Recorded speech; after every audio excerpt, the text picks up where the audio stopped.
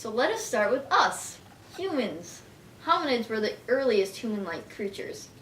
Australopithecine is the first within the hominid family, and that means southern apes. Then we have Homo habilis, which means man of skill.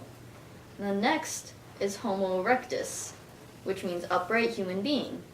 Then we have Homo sapien, which means wise human being, and from that it branches into Neanderthal and Cro-Magnon.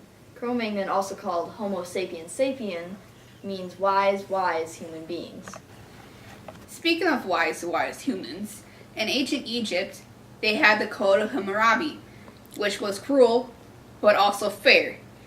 And then the royal women had to provide many children of sons, or daughters, mostly sons, and must be passive but visible and give silent support to the kings. Then it leads into ancient Greece and how Sparta's group treated women. Women taught their children military style. Then in the Greek religion, which has three main gods, Zeus, the ruler of the sky, Hades, the ruler of the underworld, and Poseidon, the ruler of the sea. Which is different from the religion in ancient India, which is Buddhism, as one of many. Buddhism has four noble truths. One is life is full of suffering.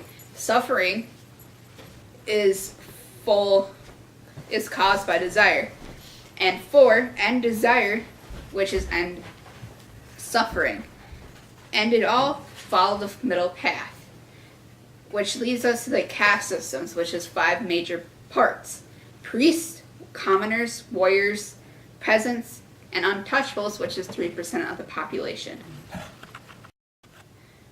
Which in ancient China has social classes such as the nobles, which are landlords, peasants, which men work in fields and women sew and weave, merchants, which is the lowest social class. And in family matters, men are superior and always comes first in the household, and women raise the children and take care of the household. Just like in ancient China, men are also superior in family matters, which leads us to the emperors: Caligula, which was the only surviving son; Caesar, which was ruthless and was assassinated; and Nero, he poisoned people, which that leads us into our open letter. Let's see what's in our secret compartment.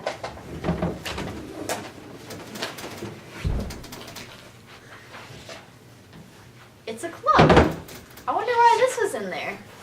Oh yeah, that's right. This is how Nero finally killed his mother on his 6th attempt.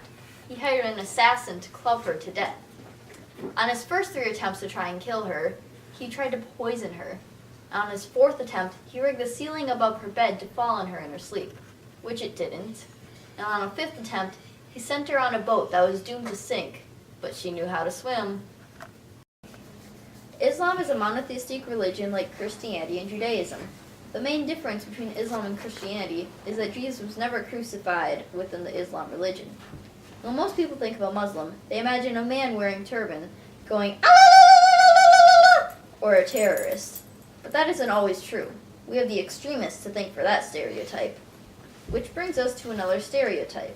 Carmen, I need to go here for a second.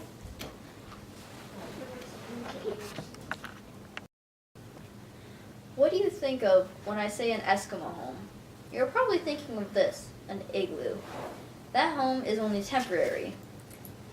Now, how did we get Asians here in America? Well, long time ago, there were really low sea levels was created a land bridge located in the Bering Strait, and Asians that were following bison and caribou crossed it. Now back to the Eskimos, or Inuits. They lived in the northwest and Arctic regions of America. And what about the rest of America? Well, in the eastern woodlands, we had the mound builders and the Iroquois. And in the southwest, we had the Anasazi. So speaking of Indians, let's talk about the Indian Ocean Trade Network, but not the Indians that live in America. The Indian Ocean Trade Network did some good things and bad things. On the darker side of things, it helped spread diseases by ship, and it helped to destroy the city-states along the coast of Africa. This happened because the Portuguese wanted control of the Indian Ocean Trade Network, so they destroyed the defenseless city-states. On the brighter side of things, it allowed natural resources to be shared in places that it was needed. So places involved with the trade network flourished. Another group of people that loved trade were the Mongols. They were nomadic people, so they often traded with nearby cities.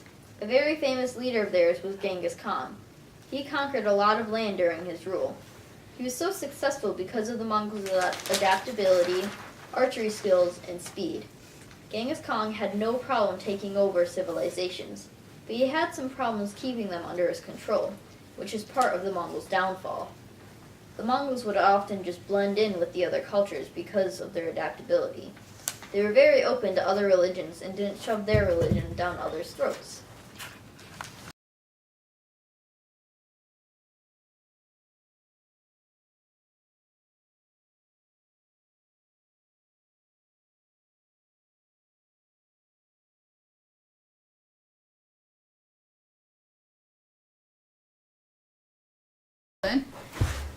Hello!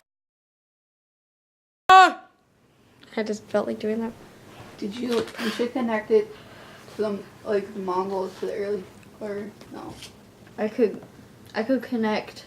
Oh, I should probably connect these to.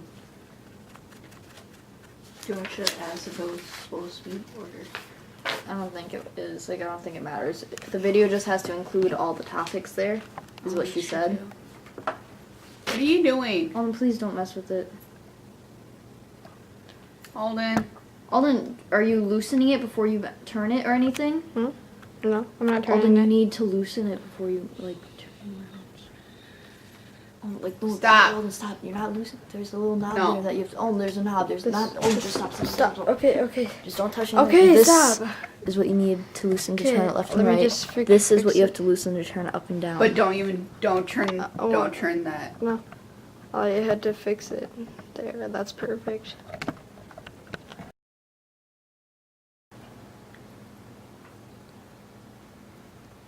Speaking of wise humans, the Egyptians had Code of Hammurabi, which you may think it was cruel, but also it was fair. And then the women in ancient Egypt had to be which is different from the religion in ancient India, which is Buddhism, which as one of many. Buddhism has four noble truths. 1 is to life is full of sufferings.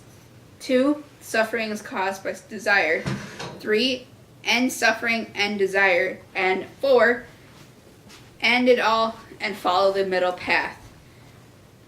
Which, in the caste systems, the priests, commoners, warriors, and peasants, plus the untouchables, which is 3% of the population.